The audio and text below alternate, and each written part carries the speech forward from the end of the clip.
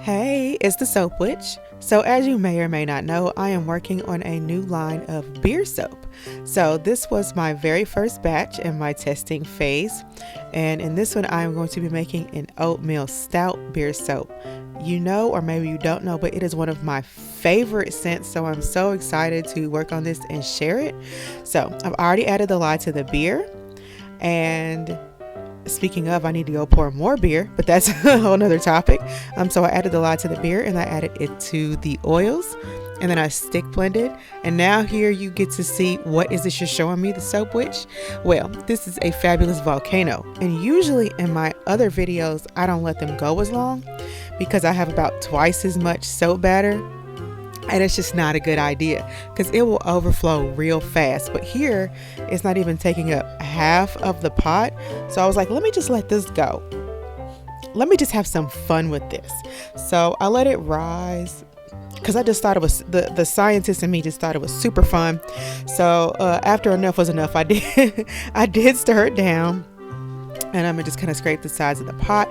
Waste not, want not. And here I'm adding my activated charcoal to some oils that I reserved. And then here I am adding my blue color. And I like to stir the colors into oils because they just mix into the batter better that way, as opposed to just trying to stick some powders in there and hope for the best. And they don't clump up. Okay, so I like to stir it to completion. It makes the whole process go faster, and it is done. And so when it's done, I add some Greek yogurt. I like full fat. I don't really know if it makes any difference, but that's what I pick.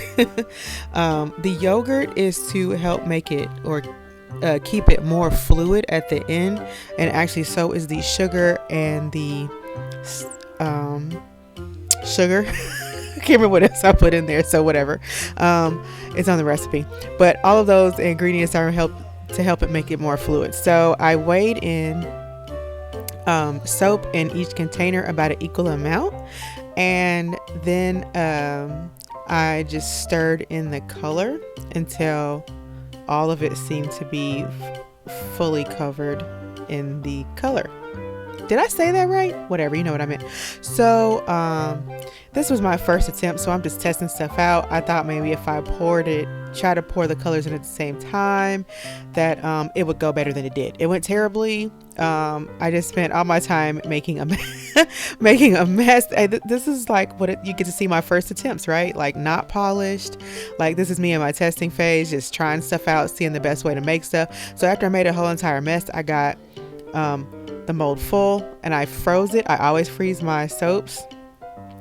And with this, like, I just left it here, to see, y'all could see me struggle to get this out. I forgot how hard it was to get stuff out of these molds because it's been years since I've used them.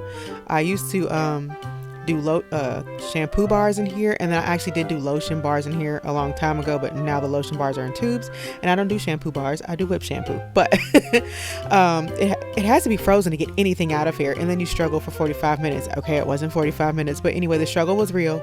I did finally get the stuff out of there, obviously. There we go. Overall, pretty happy with the shape and the thickness of the bars. They're nice and thick. I think they look pretty cool. That blue turned out to look more like a gray to me, but I think that was maybe because I could have used more color.